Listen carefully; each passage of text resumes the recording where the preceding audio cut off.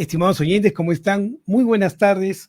Nuevamente con ustedes el doctor Alberto Fernández, acá en nuestro programa Musicalmente, que se emite por las ondas de Radio Filarmonía todos los martes a las 2, todos los lunes, perdón, a las 2 de la tarde. Quiero saludar también a la gente del Face que nos sigue así muy escrupulosa y religiosamente todos los lunes. Voy a intentar responder sus preguntas también. Y como ustedes saben, pueden comunicarse con nosotros directamente a través del teléfono de Filarmonía 512-6161 para responder sus preguntas. Para eso estamos acá, para ayudarlos y poder resolver cualquier duda que tengan dentro del área de la salud mental. Estaré gustoso de poderlo hacer sin mayor problema.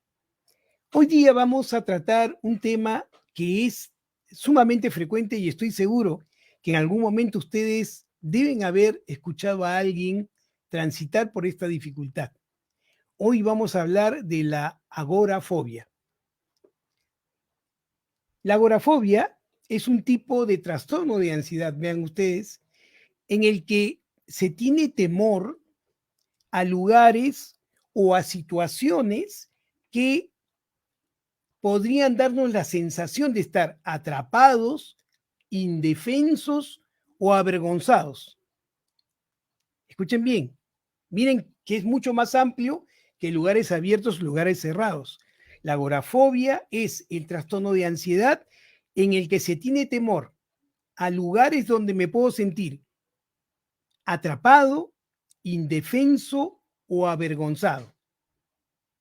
Al sentirme en esta situación, lo que voy a hacer es evitar estos lugares o estas situaciones justamente para no sentir esta sensación tan desagradable. Y en realidad el núcleo sintomatológico más importante de la agorafobia es que si yo en algún momento estoy en una emergencia, cualquiera que sea, no voy a tener la posibilidad de recibir ayuda rápidamente. Entonces tiene sentido, ¿no? Si pensamos que tengo temor a sentirme atrapado, en los lugares cerrados voy a tener una mayor probabilidad de tener ansiedad por la agorafobia.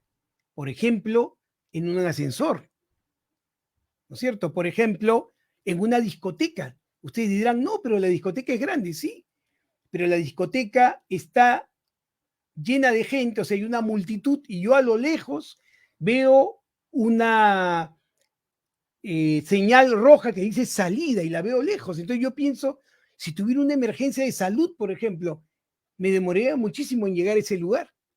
Y entonces la reacción ante esa posibilidad genera una angustia muy importante, muy notable, y esto hace justamente que el trastorno, al ser la respuesta desproporcionada, se conozca como agorafobia. También comprenderán ustedes que tiene sentido cuando digo que la agorafobia se genera por indefensión, por la sensación de que no voy a tener quien acuda a mi ayuda. Por ejemplo, vamos a suponer que estoy yendo a la playa, estoy llegando a la última garita de control y de pronto comienzo a manejar y al lado derecho veo mar, al lado de izquierdo veo arena. Y entonces yo pienso, ¿qué pasaría si en este momento yo tuviera una emergencia de salud? ¿Quién me va a ayudar? ¿Quién podrá defenderme? Y entonces en ese momento, si mi reacción de ansiedad aguda es muy intensa al punto que me paralice, estaré también frente a un trastorno conocido como agorafobia. Lo otro que es importante conocer es no solamente estos lugares o situaciones que van a generar y van a producir esta angustia muy intensa, sino también tengo que entender que podría ser porque yo me anticipe al hecho o porque la amenaza sea real, ¿no? Es decir, puedo estar yo tranquilamente haciendo cola en el cine, ¿no? Y comienzo a tener la sensación de que si me pasara algo, tendría dificultades para encontrar a alguien que me ayude, pero estoy haciendo la cola en el cine.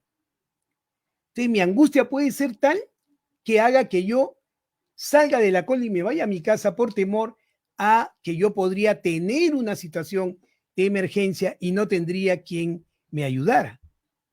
¿Se dan cuenta? Cuando uno sube un ascensor, ¿hay la probabilidad de que ese ascensor se pare? Por supuesto que sí. ¿Hay la posibilidad de que la puerta del ascensor no se abra? Por supuesto que sí. Y entonces yo anticipatoriamente diré, no voy a subir a los ascensores porque si no, podría quedarme encerrado y entonces, si me pasara cualquier cosa, ¿quién me ayudaría?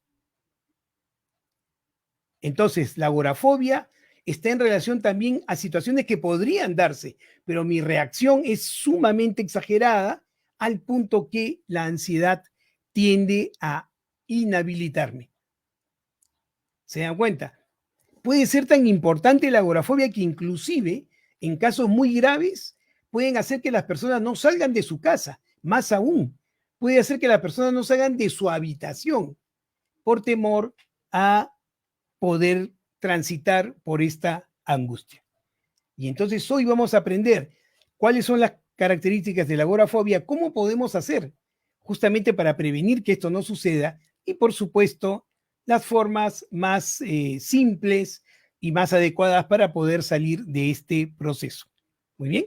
Y entonces tenemos claro, lugares abiertos, lugares cerrados, lugares donde yo me voy a sentir indefenso o atrapado o avergonzado, van a generar entonces esta característica. Si yo tengo este temor, esta ansiedad muy intensa, esta exagerada respuesta ante estas situaciones, y esta sensación se extiende por más de 6 meses y claramente altera mi funcionalidad, estamos frente a este trastorno de ansiedad conocido como agorafobia. Hace muy poco, la agorafobia no era un trastorno de ansiedad único, es decir, no era una entidad. Antes la agorafobia se calificaba más bien como un síntoma que estaba dentro de los trastornos de pánico. Y entonces el trastorno de pánico podía calificarse en trastorno de pánico con agorafobia o trastorno de pánico sin agorafobia. Hoy, por las características propias de la agorafobia, se ha separado la agorafobia de los trastornos de pánico y hoy se conoce como agorafobia, un trastorno de ansiedad dentro de los trastornos de ansiedad que se reconocen dentro de las clasificaciones. Entonces, ¿qué es lo que es importante entender? Que si bien es cierto, muy frecuentemente la agorafobia comienza a manifestarse luego de un ataque de pánico, recuerden ustedes que no todos los ataques de pánico representan un trastorno de pánico. ¿Se dan cuenta? Esa es la razón por la cual no está inserta ya la agorafobia dentro de la posibilidad de ser solamente un síntoma del trastorno de pánico, sino también puede ser una entidad independiente. Muy bien. Y entonces estamos en esta situación, ¿no? Temor a estos espacios o a estas situaciones en las que yo podría no recibir ayuda o podría pasar por situaciones de indefensión o avergonzantes. Y entonces, ¿cómo se puede manifestar? A veces pasan las personas con agorafobia y nosotros no nos damos cuenta porque, por ejemplo, las personas con agorafobia pueden tener dificultades para sentirse seguras en lugares públicos. Y entonces prefieren lugares donde haya menos gente, ¿no? Entonces uno llama a su amigo, le dice, hermano, vámonos, vamos a la discoteca. No, hermano, ¿sabes qué? Yo sí me encantaría conversar contigo, pero me gustaría tomar un cafecito. Ahí somos dos. Y eso puede ser una expresión efectivamente que le tengo temor a espacios donde haya mucha multitud, ¿no? Entonces, inclusive puede ser tan intenso que yo tenga la necesidad de estar con un acompañante, una persona que al estar cerca de mí disminuye el temor de que si me pasara algo, nadie me ayudaría o si hubiera alguna situación amenazante, nadie me defendería o me cuidarían de pasar por situaciones avergonzantes. Y entonces muchas veces tenemos una persona, cuando sufrimos de agorafobia, que nos acompaña a todos lados. Y esta es una agorafobia ya moderada, porque estamos necesitando de acompañamiento. Pero como les he dicho, probablemente la expresión más severa es no poder salir de la casa, inclusive no poder salir de la habitación. Entonces, hay que tener esto en cuenta. Recuerden, tiene que haber un miedo abrumador a pasar por situaciones en las que podríamos no recibir ayuda. Recuerden ustedes, porque muchos pensarán, nos ha pasado algunas veces, ¿no? Oye, pero a mí me pasa, o sea que yo tengo agorafobia. Recuerden ustedes que se califica un trastorno de ansiedad cuando el trastorno de ansiedad, en este caso la agorafobia, nos genera problemas funcionales. La agorafobia no me deja ir a trabajar. La agorafobia no me deja salir a socializar.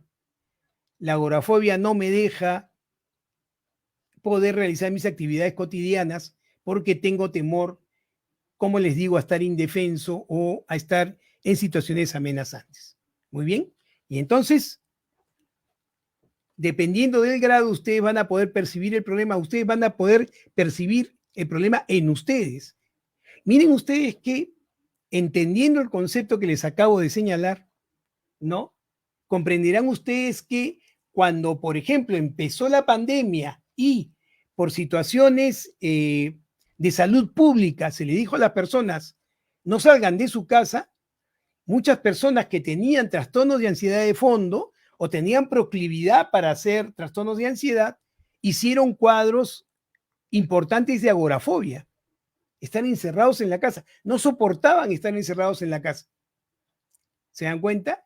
Y miren ustedes que cuando se levantan las restricciones propias de salud pública, luego que había bajado la pandemia, mucha gente hizo agorafobia por regresar a los lugares públicos, por regresar a trabajar ya de manera presencial. Y entonces ahí pueden ver ustedes cómo estos cambios situacionales, ¿no? Nos podrían generar estos trastornos y a veces no lo podemos identificar cuando no nos damos cuenta que efectivamente el temor a no recibir ayuda tiene directa relación con espacios abiertos, espacios cerrados o la presencia de mucho público. Muy bien, felizmente la agorafobia es un cuadro que tiene tratamiento relativamente simple, ¿no? Donde la terapia estará fundamentalmente dirigida a confrontar esos temores, ¿no? Y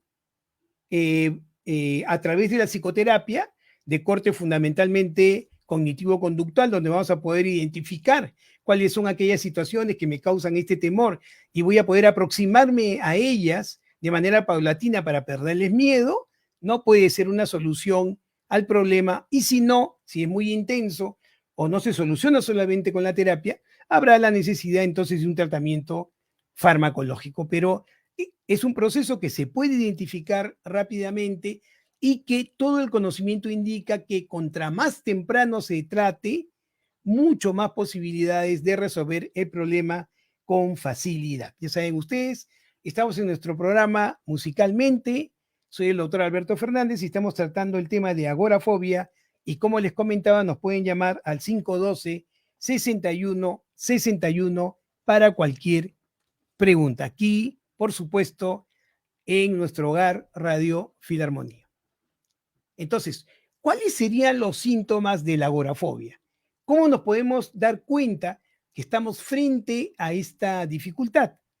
En primer lugar, ustedes se pueden dar cuenta que podrían estar iniciando con este cuadro cuando tienen primero o como síntoma importante el miedo a salir de la casa solo, ¿no? Entonces tengo temor de salir de la casa, tengo que salir acompañado o tengo que estar seguro que de alguna u otra forma fuera de mi casa hay personal de seguridad que me puede dar de alguna manera auxilio si es que me pasara algo. Entonces el temor de salir de la casa puede ser un síntoma de agorafobia, ¿no es cierto?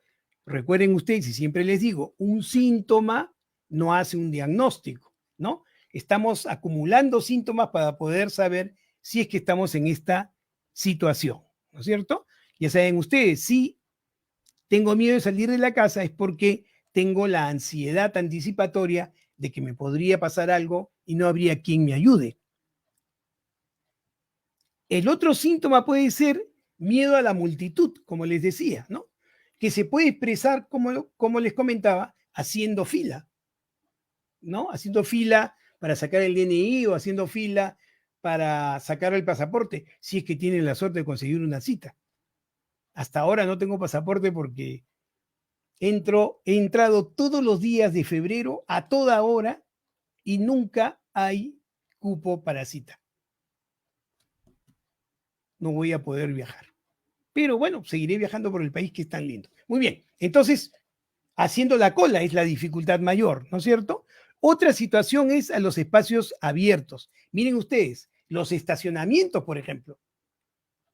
El estacionamiento, la playa de estacionamiento es un lugar abierto y puede ser una condición en la cual tengamos temor, sobre todo si vamos a sacar el auto, ¿no? Y vemos que tenemos que hacer varios vericuetos para poder salir de la playa de estacionamiento. Eso nos puede generar una crisis de angustia propio de la agorafobia. O, por ejemplo, cruzar puentes o cruzar túneles, ¿no? ¿Se dan cuenta? O viajar en tren. Podrían generarnos, como les digo, este temor, ¿no? A estos espacios donde no tendríamos claramente, o tenemos la expresión de que no tendríamos ayuda. Y por último, cosas tan simples como el transporte público, ¿no? Subir a un autobús, a un avión o subir a un tren, ¿no? Ahora ustedes me dirán con razón, oye Alberto, pero si cada vez que subo al bus estoy mirando hasta el piso para ver si alguien me va a arranchar el celular, ¿no? Cualquiera tendría agorafobia, porque si me roban el celular no va a haber nadie quien me auxilie. Y efectivamente eso es correcto. Pero esa realidad que existe, que es la inseguridad ciudadana, que efectivamente puede generar un choque porque los choferes manejan como Pedro Picapiedra cuando iba por el teleférico, ¿no? O porque nos pueden robar el celular, ¿no es cierto? Eso que es predecible, que puede suceder, ¿no? No se llamaría agorafobia, así que estoy preocupado, ¿no? Porque es normal preocuparse por estas situaciones. Es normal tener ansiedad. Y la ansiedad en ese momento lo que va a hacer es generar en mí conductas adaptativas. Tendré más cuidado, guardaré el celular, no lo pondré, ¿no es cierto? Estaré viendo cómo maneja el chofer para decirle, oye, anda más despacio, ¿no? Pero si esa preocupación hace que tengo una taquicardia terrible que no me deja respirar, tengo la sensación de que tengo que salir corriendo del lugar porque si no me va a suceder esto, entonces estamos frente a una agorafobia. Recuerden ustedes, la funcionalidad es el secreto, ¿no? No el tamaño de la reacción. Si la reacción es desproporcionada al punto que nos invalida, estamos frente a un trastorno. Imagínense, si yo no tengo auto, como muchas personas en el Perú, y yo tengo que caminar para llegar a mi trabajo, ¿no? Y tengo que tomar un micro o tengo que tomar el metro, ¿no? ¿Cómo voy a hacer? Tendría que levantarme 4 de la mañana para poder llegar a mi trabajo, más o menos temprano y cansado. Ahí es que decimos, algo está caminando mal. O de repente yo vivo en el piso 12 de un edificio, ¿no? Y no tomo el ascensor. Y camino los 12 pisos a mis 64 años con el infarto que tengo a cuestas. Arriesgo mi vida, ¿no es cierto?, por un temor exagerado a la posibilidad de que ese ascensor se quede atracado. Yo conozco mucha gente que hace eso, que no sube los ascensores. 12 pisos, ¿se imagina? Subiendo y bajando. Muy bien. Y entonces estas situaciones son las que de alguna u otra forma nos van a dar una imagen de que algo no está yendo bien, pues algo no está funcionando bien, ¿no? Entonces, como les decía, estas situaciones que les acabo de señalar, salir solo de la casa, enfrentarnos a multitudes, haciendo fila, los espacios cerrados, cines, ascensores, tiendas, ¿no? Espacios abiertos como estacionamientos, puentes, trenes, o usar el transporte público, pueden desencadenar entonces esta crisis de angustia y esta ansiedad, ¿no? Este temor de no poder escapar o encontrarnos en una situación en la que no vamos a recibir ayuda, nos va a hacer sentir pánico, por supuesto, ¿no? Y vamos a tener síntomas incapacitantes o avergonzantes. ¿Qué les parece? Muy bien. Además, a estas situaciones debemos agregar, primero, que el miedo o la ansiedad derivan de la exposición a la situación. Es decir, o voy a estar en la situación y entonces tengo una ansiedad anticipatoria muy intensa, o estoy en la situación. Hay claramente una identificación de la situación o del lugar, ¿no? En segundo lugar, el miedo o ansiedad son absolutamente desproporcionados con respecto al peligro real. Mi reacción no se condice con el tamaño del peligro, ¿no? Lo otro es que activamente voy a evitar todas aquellas situaciones que puedan generarme este temor, este pánico en la posibilidad de no recibir ayuda, ¿no es cierto? Y entonces, si esto restringe, como les decía, mi actividad social, mi actividad laboral, entonces estoy frente a este trastorno. Y si se extiende por más de 6 meses, ¿no? Claramente seré un agorafóbico, ¿no? Entonces, evadir por miedo, ¿no? Con una reacción exagerada, claramente nos salva de este proceso. Muy bien. Y entonces, con esta característica, ¿podría yo asociar trastorno de pánico y agorafobia? Sí. ¿Por qué? Porque algunas personas tienen trastorno de pánico además de agorafobia. Es decir, pueden ser dos procesos que van juntos. Es decir, son procesos comórbidos, un trastorno que acompaña otro trastorno. Y muchas veces la agorafobia se va a iniciar luego de un ataque de pánico, sin que esto sea necesariamente un trastorno. Y entonces el sentir la angustia panicosa, ¿no es cierto? El haber pasado por un episodio de pánico hace que yo tenga muchísimo más cuidado de volverme a exponer a estas situaciones o a estos lugares, porque recuerden ustedes, un ataque de pánico se adjudica a una situación que acompaña un sentimiento de incapacidad, un sentimiento de perder el control, un sentimiento de volverse loco o de morir. Y nadie quiere transitar por una situación de este tipo. Entonces, muchas veces la agorafobia está acompañada o ha sido precedida por un ataque de pánico y muchas veces los pacientes o las personas que sufren de este trastorno, para evitar pasar por una crisis de pánico, evitan los lugares o las situaciones que ellos recuerdan, ¿no? Les causó este episodio, ¿no es cierto? Entonces hay que tomar esto muchísimo en cuenta porque los van a encontrar ustedes claramente enlazados. Es el temor al ataque de pánico lo que va a llevar entonces a la situación de evitar futuros episodios y como yo ya tengo identificado dónde y cómo, evitaré esos lugares. Recuerden ustedes, ¿cuáles son los signos y síntomas de un ataque de pánico? Uno, podemos tener una frecuencia cardíaca aumentada, lo que ustedes llaman un aumento del golpeteo del corazón, taquicardia, ¿no es cierto? Una sensación de opresión en el pecho, problemas para respirar o una sensación de ahogo, una sensación de falta de aire, aturdimiento o mareo, y el mareo en el ataque de pánico es muy característico. No es que las cosas dan vueltas alrededor de uno, no, es que uno no tiene la sensación de no tener equilibrio, como que no está bien parado, como que se puede caer, ¿no es cierto?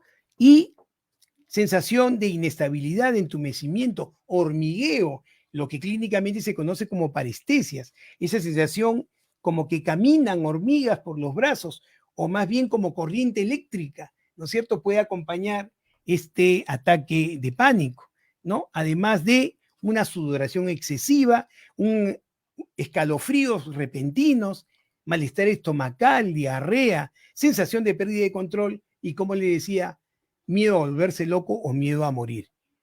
¿Quién no quisiera evitar una situación como la que les acabo de describir? Yo le comentaba a un alumno mío que probablemente los pacientes más agradecidos que van al consultorio de un psiquiatra son aquellos que sufren de ataques de pánico y una vez solucionado el problema, liberado de esta tortura, ¿no? Pueden decir gracias, doctor. ¿No? Felizmente, la agorafobia, tal como los ataques de pánico, el trastorno de pánico, son relativamente fáciles de resolver. Son muy aparatosos, es verdad, pero tienen una solución relativamente simple, ¿no? Muy bien. Entonces, miren ustedes, miren cómo se repite lo que les voy a decir ahora.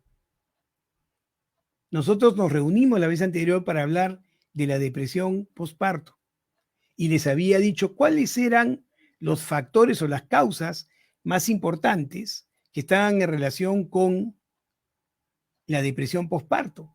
Y les había comentado que probablemente la más importante era eventos adversos tempranos, es decir, maltrato en la niñez, negligencia en la niñez. Bueno, esta agorafobia no se libera de esta regla. Y uno de los factores más importantes para generar en la adultez agorafobia es justamente el haber tenido de pequeño negligencia o maltrato de algún tipo. En segundo lugar, por supuesto, la heredabilidad. Si yo tengo padres que han sufrido de agorafobia, probablemente yo tenga mayor riesgo de pasar por esto. Pero también el propio estrés ambiental, ¿no? Vivir constantemente situación de estrés, como lo que se nos está pasando ahora. Estamos viviendo en un estrés social importante, ¿no es cierto? Con un temor y una situación de no saber qué cosa va a pasar en el futuro, eso puede generar agorafobia. ¿Se dan cuenta? Entonces, también las situaciones de estrés agudo pueden generar este proceso. Y por supuesto, el temperamento, ¿no? Hay personas que ya de por sí son aprensivas, de por sí son muy preocupadas por todas las cosas. Hay personas que temperamentalmente sienten que tienen que tener todas las variables bajo control, ¿no? Y al presentarse esta situación de ansiedad, ¿no? Van a tener una mayor probabilidad de generar el proceso y tener complicaciones. ¿Estamos de acuerdo? Entonces, ahí viene la dificultad. Y lo otro que es importante, aunque la diferencia no es como en otros trastornos, es más frecuente en el hombre que en la mujer. Entonces, el sexo es un riesgo, ¿no? Para sufrir con mayor frecuencia agorafobia. En este caso, en la mujer pareciera ser 2 veces más frecuentes que en el varón. Muy bien. Y entonces, si ya conocemos las causas probables de la agorafobia, podríamos entender también cuáles son los factores de riesgo. Ya podemos entender que el hecho de ser mujer, ¿no? Da más riesgo para agorafobia que en el caso de los varones. Lo que es importante saber es que la agorafobia puede comenzar en la niñez, pero el pico más frecuente de agorafobia, ¿no? Es fundamentalmente a finales de la adolescencia y a comienzos de la adultez. Por lo general, los estados de agorafobia se presentan antes de los 35 años, o sea, tienden a presentarse en edad temprana, ¿no? Aunque también pueden padecer adultos mayores, pero generalmente es antes de los 35 años, ¿no? Entonces, ¿cuáles serían los factores de riesgo? Si yo tengo trastorno de pánico o tengo fobias específicas, fobia a las arañas, fobia a subir al avión, ¿no es cierto? Tengo mayor probabilidad de hacer agorafobia. Es decir, aquellas personas que ya tienen trastornos de ansiedad previos tienen más probabilidades, por supuesto, de hacer agorafobia, ¿no? Lo otro son los sucesos estresantes de la vida, ¿no? Lo que les acabo de decir, los eventos adversos tempranos son factores de riesgo. Tener un temperamento ansioso, como habíamos visto también, y como les decía, los estrés agudos muy intensos también pueden ser factores de riesgo para la agorafobia, ¿no? Y por supuesto, como les había comentado, la genética. Entonces tenemos que tomar esto en cuenta, ¿no? Para poder determinar cuánto sería el riesgo, estando en situaciones estresantes constantes, de hacer justamente este trastorno conocido como agorafobia, ¿no? Muy bien, ya saben ustedes, estamos en nuestro programa Musicalmente, estamos conversando con ustedes, soy el doctor Alberto Fernández, y hoy estamos hablando de este trastorno de ansiedad relativamente nuevo en relación a su personería, ¿no? Personería única, la agorafobia, y pueden llamarnos a 512-6161 o hacernos cualquier pregunta a través del Facebook de Filarmonía. Muy bien. Entonces ya sabemos qué cosa es la agorafobia, cuáles son sus características clínicas, cuáles son los factores de causalidad y cuáles son los factores de riesgo. La pregunta es, ¿un trastorno de ansiedad se puede complicar? Sí, un trastorno de ansiedad se puede complicar si es que no se trata tempranamente. Entonces, en realidad la complicación mayor de la agorafobia, como les había dicho anteriormente, es justamente el comenzar a limitar la funcionalidad del individuo porque trata de evitar aquellos lugares o situaciones que les ha generado este proceso, lugares abiertos o lugares cerrados, ¿no? Imagínense que yo trabaje administrando una playa de estacionamiento. Voy a dejar el trabajo, ¿no? O imagínense que yo trabaje en un edificio de 60 pisos. No voy a poder subir a la oficina porque tengo que usar el ascensor. Entonces, estas son las complicaciones que pueden generarnos situaciones que van a ser difíciles de manejar. Y si la agorafobia es grave, ¿no es cierto? Como les digo, muchas personas optan por permanecer en la casa y no salir del hogar. Y entonces eso va a evitar que puedan visitar familiares, que puedan visitar amigos, que puedan ir al trabajo, ¿no es cierto? Y entonces se van a ver absolutamente dependientes de la ayuda de otras personas. Por eso, si tratamos la agorafobia tempranamente, ¿no? Y evitamos estas complicaciones, va a ser un trastorno de buen pronóstico, si es que, como les digo, se trata tempranamente y, por supuesto, con absoluta propiedad. Ahora, me imagino que ustedes se estarán preguntando, caracho, si yo estoy en esta situación de agorafobia, ¿podría esto generarme otros trastornos? Es decir, comorbilidades, procesos que se van a iniciar, ¿no? Justamente con la agorafobia como gatillante, por supuesto. Y el primero y más importante va a ser la depresión, ¿no es cierto? ¿Quién en un estado de agorafobia, estando en su casa sin poder salir, no podría sufrir un trastorno depresivo mayor? Lógicamente, si tengo agorafobia y a esta agorafobia se anexa el trastorno depresivo mayor, entonces el pronóstico se va a ensombrecer. Por eso es importante, como les digo, la intervención temprana. Otra complicación que es sumamente frecuente es el abuso de drogas, el abuso de sustancias. Y yo siempre les digo a mis pacientes, a mis alumnos, y cada vez que tengo oportunidad a través de este programa, hay drogas lícitas que son potentes ansiolíticos y que nos podían aliviar momentáneamente de la angustia o el pánico que nos puede generar la agorafobia, y al descubrir que en ese consumo yo puedo estar tranquilo, puedo entonces aumentar el consumo y entrar a un estado de dependencia, ¿no es cierto? Dos sustancias tienen esta característica. El alcohol, que está licenciado, ¿no? El alcohol es un potente ansiolítico. Es por eso que cuando uno está en una reunión y tiene un poquito de temor de enfrentarse a las personas, un poquito de fobia social, agarra, se toma un par de tragos y ¡pum!, se le fue la ansiedad, ¿no es cierto? Y comienzan a bailar y comienzan a interaccionar, ¿no? Y si siguen tomando, ya se ponen un poquito más alegres, ¿no? Y si siguen tomando, ya se ponen excesivamente cariñosos, ¿no? Y uno dice, oye, este pata no es así, ¿no? Mira cómo lo cambia el alcohol, porque, como les decía, es un potente ansiolítico. Claro, no todos tienen la suerte de que al consumir alcohol en exceso se pongan cariñosos. Algunos se ponen agresivos y otros pierden totalmente el control. pierden la posibilidad de poder manejar sus conductas y hacen cosas que pueden dañarlos a ellos o a otros y después no lo recuerdan, ¿no es cierto? Pero en principio el alcohol es un potente ansiolítico. Y entonces uno llega, ¿no? Tiene que salir al trabajo y tiene una angustia tremenda porque tiene que salir de la calle, entonces ¡pum!, se toma sus 2 copas y sale tranquilo, llega al trabajo, llega a la oficina, el lugar cerrado, se toma 2 copas, ¿no? Y después va a salir, llega a su casa, ¿no? Y por la ansiedad se toma otras 2 copas y así va sumiendo el consumo de alcohol hasta que llega un momento en que no va a poder dejar de sentir ansiedad si es que no está adormecido por el alcohol. Y eso pasa exactamente igual con la marihuana. Exactamente igual. No comienza a consumir marihuana, ¿no?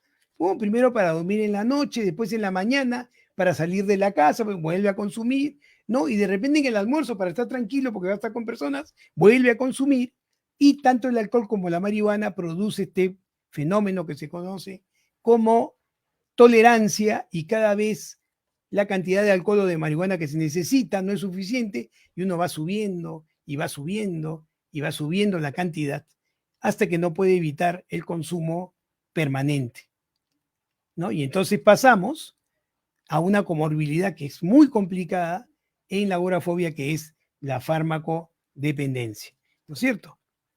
Entonces hay que tener mucho cuidado con esto. Ya les he comentado que, lógicamente, si uno tiene un trastorno de ansiedad como agorafobia, puede tener otras comorbilidades, es decir, otros trastornos de ansiedad que lo acompañen, como el trastorno de ansiedad generalizada o las fobias específicas, ¿no?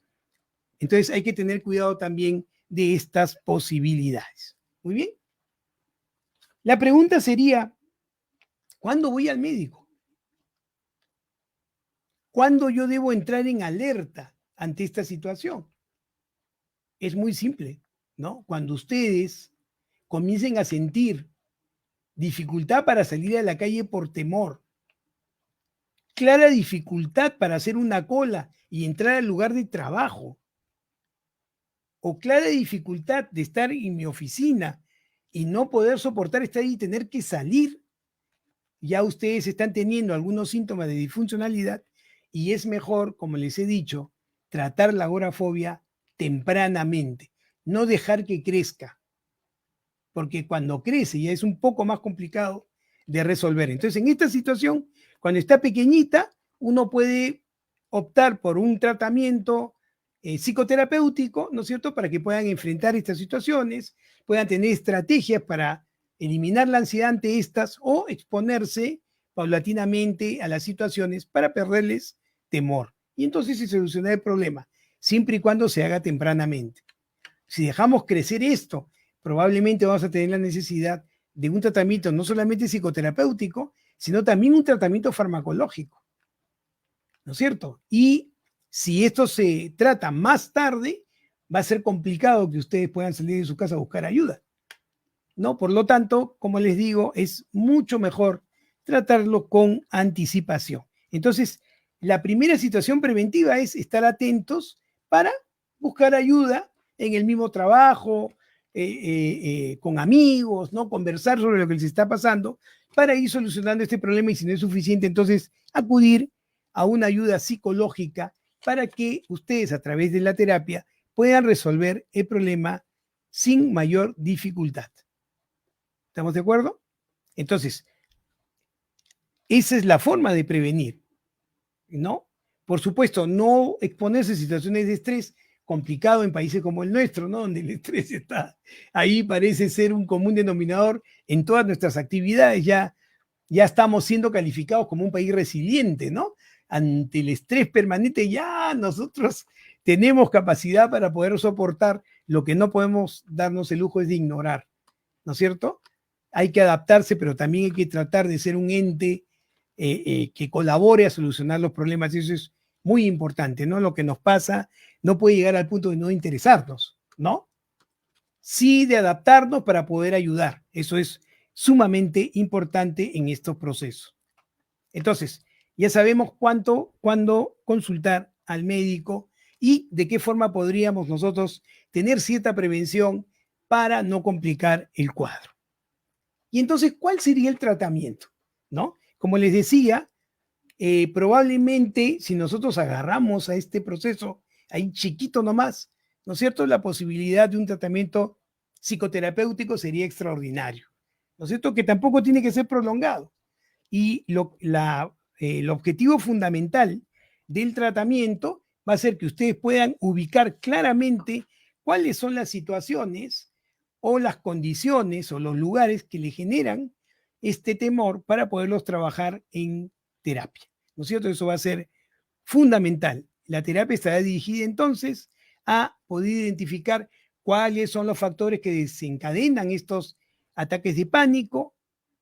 Lo segundo será poder enfrentar estas situaciones, ¿no? Tratar de manejar las preocupaciones, tratar de tomar el toro por las astas de manera directa, ¿no?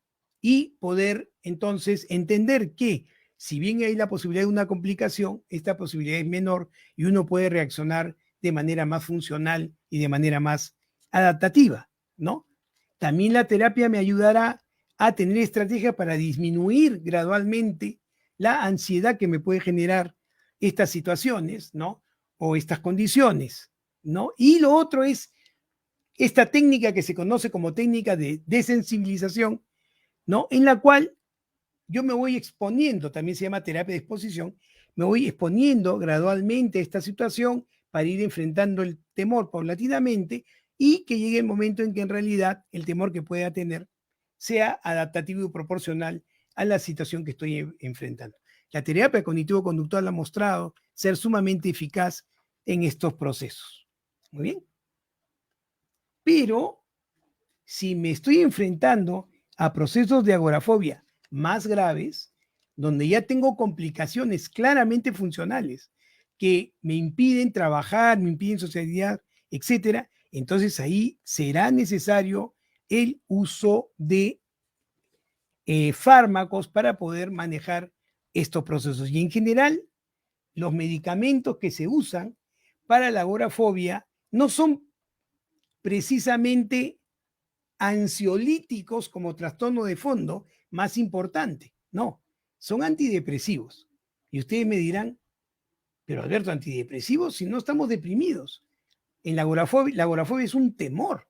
Y efectivamente, como ustedes saben, cuando se descubre un fármaco que puede ayudar a una persona, puede ayudar a una población en un trastorno determinado, su clase terapéutica va a tener el nombre de la primera indicación. Entonces los antidepresivos se llaman antidepresivos porque primero se descubrieron como eficaces para el tratamiento de la depresión. Pero después con el uso nos hemos dado cuenta que pueden tener muchas otras indicaciones. Y una de esas indicaciones es justamente los trastornos de ansiedad. Lo que pasa es que no se les puede llamar ansiolíticos, porque primero fueron antidepresivos. Y entonces en realidad lo que se hace es usar antidepresivos, no porque el paciente esté deprimido, sino porque está transitando por un trastorno de ansiedad y estos fármacos pueden ser sumamente eficaces para este tratamiento.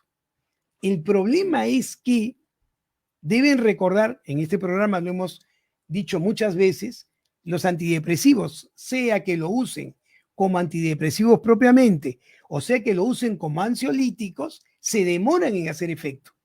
Y miren ustedes que el efecto ansiolítico inclusive puede demorar más que el efecto antidepresivo. Se calcula que el efecto antidepresivo de un antidepresivo, valga la redundancia, es más o menos de 7 a 21 días, pero para la ansiedad puede ser inclusive mayor. ¿No es cierto? Podemos estar hablando de 4 a 6 semanas. Entonces hay que tener mucha paciencia para poder pasar por este proceso. Pero lógicamente, si ustedes están frente a una situación que les causa un terror terrible y que los angustia demasiado, lo que se hace usualmente es combinar este antidepresivo que espera ser una fuente de ansiolisis a largo plazo y que no va a generar dependencia y que no va a generar tolerancia, como se va a demorar, lo podemos acompañar momentáneamente, ahora sí, de un ansiolítico. Y los ansiolíticos que son más eficaces son aquellos que ustedes conocen como benzodiazepinas, ¿no es cierto? el alprazolam, el clonazepam, el lorazepam, el diazepam, el bromazepam, etcétera, etcétera, etcétera. Pero estos fármacos, deben recordar ustedes, deben usarse como sintomáticos, deben usarse momentáneamente, hasta que nuestro tratamiento de fondo, que es el antidepresivo con efecto ansiolítico, haya hecho efecto. Y una vez que ha hecho efecto el facultativo, lo que hará es retirar paulatinamente la benzodiazepina hasta retirarla completamente. No se recomienda el uso de benzodiazepinas en un trastorno de ansiedad por más de 4 a 6 semanas u 8 semanas. Entonces, hay que ir retirando paulatinamente porque el paciente lleva a estar en la condición de poder enfrentar este proceso solamente con el antidepresivo que hemos elegido con efecto ansiolítico.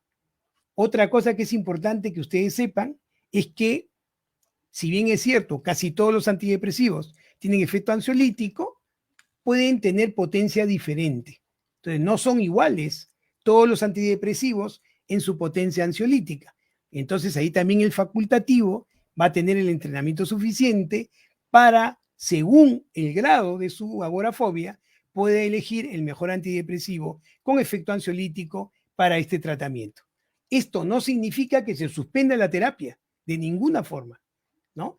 Si tenemos necesidad de usar estos fármacos, tienen que ir paralelamente con la intervención psicoterapéutica, porque todos los estudios demuestran ampliamente que la combinación del tratamiento psicoterapéutico con el tratamiento farmacológico en este trastorno de ansiedad es de muchísimo mejor pronóstico que solamente con fármacos. Entonces, hay que tener esto muy, muy en cuenta para no pensar que si se usa uno, no se usa el otro, ¿no? Cuando en realidad juntos, en trastornos moderados a severos, pueden ser realmente importantes. Entonces, tomar esto en cuenta para poder tomar esto con propiedad. Hay algo más que les quiero recordar, que les quiero avisar además, que nos pasa con mucha frecuencia. Muchas veces, como el médico no conoce la respuesta del paciente ante un fármaco determinado, puede suceder que se le recete al paciente un antidepresivo y ese antidepresivo, en vez de bajarle la ansiedad, se la aumente momentáneamente. Y entonces el paciente se va a sentir peor.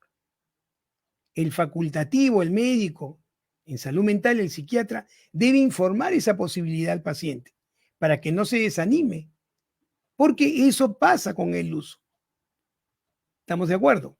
Y si no pasara, entonces yo tengo que usar otro antidepresivo que le caiga mejor al paciente. Entonces, puede pasar muchas veces que el psiquiatra tenga que ensayar más de un fármaco para lograr colapsar la ansiedad en ese paciente. ¿Ya? Entonces, no vayan a pensar qué malo este psiquiatra que me dio esto y no me funcionó. No. Muchas veces hay que darle al paciente, hacer en el paciente 1 o 2 ensayos farmacológicos para encontrar el que necesita y que la ansiedad se vaya a resolver. Entonces es bien importante que tomen esto en cuenta. Y lo segundo es, recuerden que el efecto demora. El efecto demora. Entonces hay que tener paciencia y, por supuesto, es obligación de los colegas informar a los pacientes no solamente de que va a demorar, no solamente de que podría no funcionar el primero que les den, sino además informarle al paciente que usualmente los antidepresivos, en el 7% de los pacientes, al 93% no les genera ninguna molestia, ¿no? Puede producir poquito de sensación de ansiedad, efectivamente, poco de temblor distal, podía producir un poco de dolor de cabeza, podía aflojarse un poquito el estómago, pero estas molestias nunca serán suficientes como para usar un fármaco para esos efectos. Usualmente son suaves y se solucionan entre el primer y el tercer día del uso del antidepresivo. Entonces, tranquilos, el médico debe informar de esto para que el paciente no tenga temor si es que le dan estos síntomas y sepa que se va a resolver en el tiempo. Esta información, en vez de afectar la adherencia del paciente al tratamiento, la mejora. Porque si el paciente llega a sentir un efecto colateral como el que les acabo de decir, va a decir, caray, miren, el doctor tenía razón, esto se podía dar, ¿no? No es necesario que retire el fármaco, yo ya sé lo que es, voy a continuar con el tratamiento. En los trastornos de ansiedad, la adherencia es sumamente importante. Y otra cosa que deben tomar en cuenta, que es sumamente común y que demuestra, ¿no?, que los antidepresivos no producen dependencia, un comentario común cuando uno le receta a un paciente un antidepresivo y dice, doctor, ¿no me va a producir dependencia? Vean ustedes, el 70% de los pacientes que usan antidepresivos dejan el tratamiento a los 15 días. ¿Qué les parece? Miren esa dependencia. ¿Y saben por qué lo dejan a los 15 días? Porque ya se sienten bien. Y en realidad retirarlo tan pronto es inadecuado, ¿no? Cuando uno inicia el tratamiento de un antidepresivo para un trastorno depresivo o un trastorno de ansiedad, debe tomar en cuenta que ese uso se va a prolongar por lo menos de 1 a 2 años. Y es el facultativo el que debe conversar con ustedes y decidir cuál sería el mejor momento de retirarlo, porque del retiro va a depender la posibilidad de que el paciente tenga una recaída o que el paciente tenga una recurrencia. Entonces, a tener precaución con eso, confíen en su médico. Yo les he dicho reiteradas veces, la psiquiatría en el Perú es de muy alta calidad. Hay excelentes psiquiatras, ¿no?, y excelentes médicos que justamente tienen la especialidad de la medicina de familia, que son también buenísimos en el uso de estos fármacos y pueden actuar con ustedes con absoluta propiedad. No tengan temor. Obviamente, si la agorafobia es de leve a moderada, el tratamiento psicoterapéutico es lo más importante de prescribir antes del tratamiento farmacológico. Pero si ustedes tuvieran la necesidad del uso, no se preocupen, y mis colegas que están muy preparados, estoy seguro, van a tener la previsión de informarles sobre los antidepresivos, cuáles son sus características, cuáles son sus beneficios, los probables efectos colaterales, para que ustedes no tengan ninguna dificultad. Muy bien. Entonces, ese es el tema de hoy. Ya saben ustedes, la agorafobia. Observen ahora, vean a sus amigos, si conocen el proceso, ayuden a las personas. Si ustedes lo tienen, ya saben cómo afrontarlos. No tengan temor de recibir tratamiento. Desgraciadamente estamos un poquito expuestos ahora a situaciones de estrés. Vamos trabajando eso. Vamos tomando las cosas con conductas de adaptación. Vamos colaborando para que todo se llegue a solucionar y entonces evitaremos este tipo de complicaciones. Les mando un abrazo fraterno desde Radio Filarmonía. Muchas gracias por estar ahí. Los espero el próximo lunes a las 2 de la tarde en nuestro programa Musicalmente para desarrollar otro tema interesante y que, por supuesto, llame su interés. Muchas gracias por estar ahí.